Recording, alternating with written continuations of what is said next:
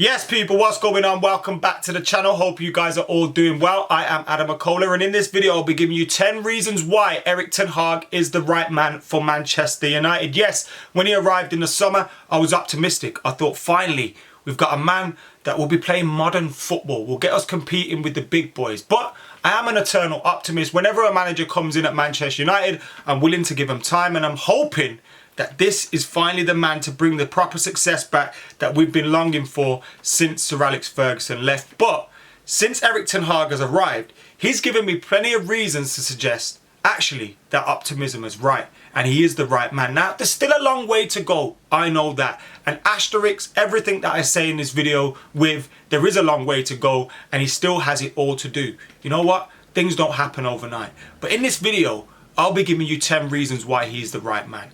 Now, what I want you guys to do is get your thoughts in the comments below. Do you agree with me? Do you disagree with me? Get your thoughts and your reasons in the comments below.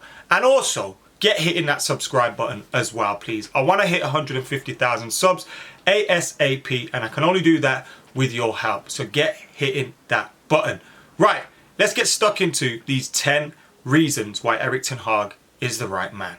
In at number 1, he understood the assignment. When he arrived, he said his job was to end the era of success of the likes of Liverpool and Manchester City in the Premier League. Get us competing with the Champions League clubs and the likes of Real Madrid, and Chelsea have won it recently. Liverpool, Man City have got to find. We have to compete at the top. It's as simple as that. That's where Manchester United need to be.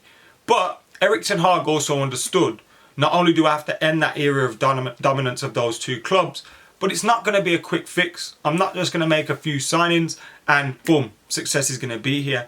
He's got to work on trying to develop things. He's made some decisions which will give us short-term, success and not rock things too much. But also you expect that in the medium to long term, he will alter those things. Things like the captaincy, He gave Harry Maguire a chance to prove himself. David De Gea, for example. But he also understood there's some things that I urgently need to resolve. That midfield position, for example, with Casemiro, the long-term chase for Frankie de Jong, and some of the signings he had made have immediately made an impact. He's also got to work on the, coaching and on training pitch. He's understood this isn't something that's going to be quickly fixed, and he's got to work from the bottom to the top. And many things that we'll talk about in this video, but one thing is for sure, he has understood the assignment, and that's important. In at number 2, he has managed the media. Every time he's spoken as Manchester United manager, he has managed the media really well when speaking about Harry Maguire, when speaking about Cristiano Ronaldo, when speaking about various different things, the competition, etc., etc. Trying to, chase and get to the top. He has managed the media really well. With Cristiano Ronaldo, we'll speak about a lot of things with that in this video and at a later point. But, just the way he's spoken about Ronaldo in the press, yet the way he's handled him, behind closed doors in terms of his punishment and things like that, I think has ensured that the player can still feel a part of the squad, can still feel a valuable member of the team, while also setting boundaries. While also, showing the media that you're not going to get a quick soundbite out of me. I'm not going to blame the players, for all my failures. And I've been really impressed with that. Bollocking journalists, telling journalists, look, I've answered that last time, I'm not answering it this time. I've been really impressed with how he's handled things in the media. After defeat, after wins, really impressed. So fair play to Erik Ten Hag in managing the media. In at number 3, we briefly alluded to it, the Cristiano Ronaldo issue.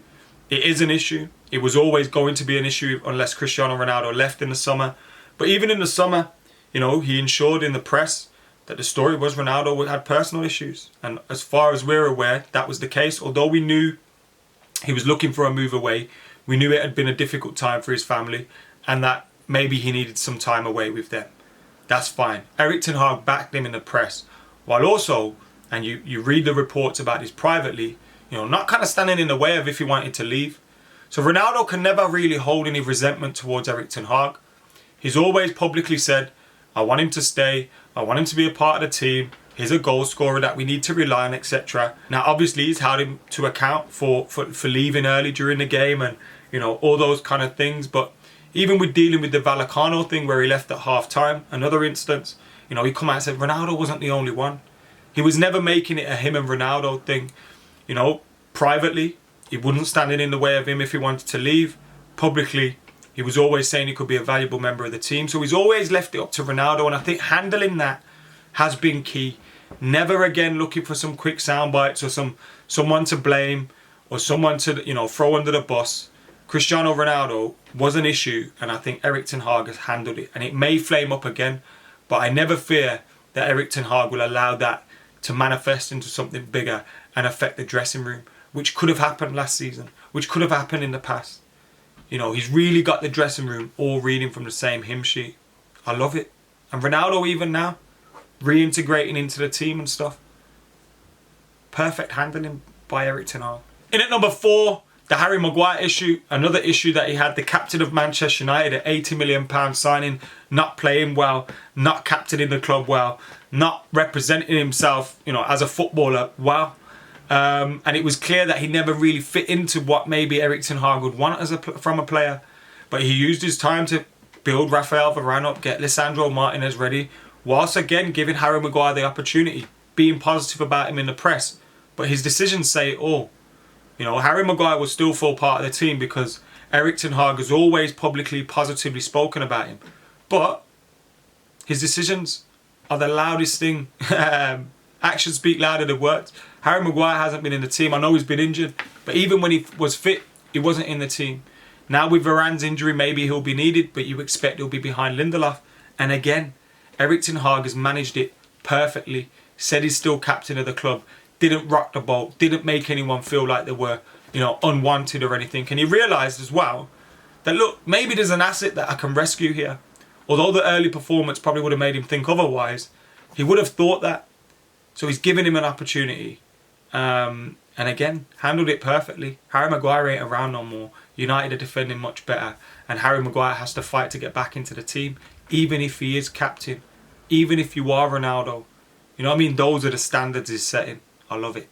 In at number 5, tactically, you know, you look at some of the performances. All right, the Brentford, the Brighton game weren't pretty. Man City, you know, wasn't pretty at all. But again, in most games, tactically, Manchester United have got it right. You look at some of those big games as well. Chelsea, Spurs, Liverpool, Arsenal, etc. Manchester United competing. You've also gradually seen the impact of training and coaching on the training field. You know, some of the passing moves that we make, so how some of the improvements in players receiving the ball under pressure and passing the ball under pressure. It's all there for everyone to see. Still got plenty to improve on. But you are seeing a manager that is getting the best out of us tactically and on the training pitch. And long may it continue. In at number 6 is transfers. So far, his big transfers have paid off for him now. Long way to go. You know, Anthony may not prove to be a success, but so far, he's proven to be a success. He's got loads of goals in the Prem, considering the amount of appearances he's made. You know, you look at Lisandro Martinez and the impact that he's had. You look at the impact Casemiro's having. Terrell Malacia and the competition with Luke Shaw is fantastic at the moment. So you're looking around and you're sitting there thinking, he's getting the best out of not only the players that were at the club, but his transfers are all impacting the team well. And if you're Manchester United's money men and you're thinking, should we give him some more money or not? They're probably thinking not. But if you're thinking that and it's a decision and you look at his previous record, you'd go, actually, we should back him because he's getting the best. And it's key for managers to get their transfer decisions right. You've seen how it impacted David Moyes early on in his Man United career, never really recovered from that. You know, Erik Ten Hag got his first window spot on. And I think he needs to be backed again in January and next summer. Whether he will or not is another question. Number 7, he's building a culture at the club that demands success and demands the utmost professionalism. You know, everyone has to be pulling in the same direction. He's creating a team unity. You know, his decisions in terms of Ronaldo. But you look at him pre-season with the way Garnacho, you know, I think Garnacho was reported to have missed a few meetings, left out of some of the games that he was tipped to play. Whether you're Garnacho or Ronaldo, he's treating you all the same. And that's important. McTominay's also spoken about, you know, the family touch that he's got and speaking to him about his family and having that personal connection, but also making it clear, I'm the boss of this football team. I manage this football club and what I say goes. And that's what needs to be done. The manager needs to be the boss. But you also need to keep everybody on side. And you have to build a culture that, you know, I hate to use the word because it's kind of cheesy when you're talking about, you know, that has that unity, but also where the manager is the boss and what he says goes. And I think he's got the balance of that kind of, look at the dressing room, look at the players, look at the celebrations, look at the connection with the fans. It's all coming back. And we need to keep building on that. These are only the foundations, but the foundations are starting to show. Love to see it. Number 8, briefly touched on it there, United the dressing room. Look at the celebrations between all these players. There's no cliques, there's no anything of this. That everyone is fighting for the same cause. You know, celebrating tackles, celebrating goals, celebrating 50-50s, getting the fans on side. This is what we need to see, and he's united that dressing room. It's simple as that. You know, when you see the likes of, you know, right, Cristiano Ronaldo's not going to be treated any differently, because I think that's what was a problem before. You look at Eric Bailly, the way he spoke about, you know, Maguire being treated differently and stuff. Now, we might not like him coming out and saying that. And we might, oh, he's always injured. But a lot of us felt that at the time. And players see things like that. Everyone's fighting for their shirt. Everyone's battling. Everyone's on the same side. You look at the bench when we score. They're involved in the game. Little things, but they all make a difference.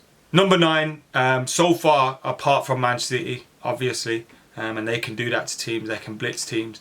We've competed in all the big games, and as a Manchester United manager, you have to get that right. Of course, you have to pick up your regular points and all those kind of things in the so-called smaller games, but you have to beat the teams around you.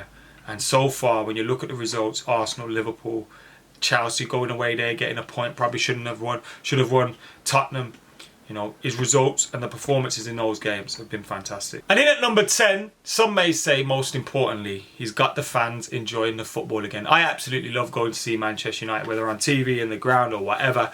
I love watching Manchester United again. And look, we might not get top 4. We might, you know, miss out on a trophy or something. But you feel like at the end of the season, you'll be able to look back and go, we've improved, we've moved forward. Erik Ten Hag is building something here. And like, Champions League football is important. Hopefully we can get it by hook or by crook through the top 4 or winning the Europa League or whatever.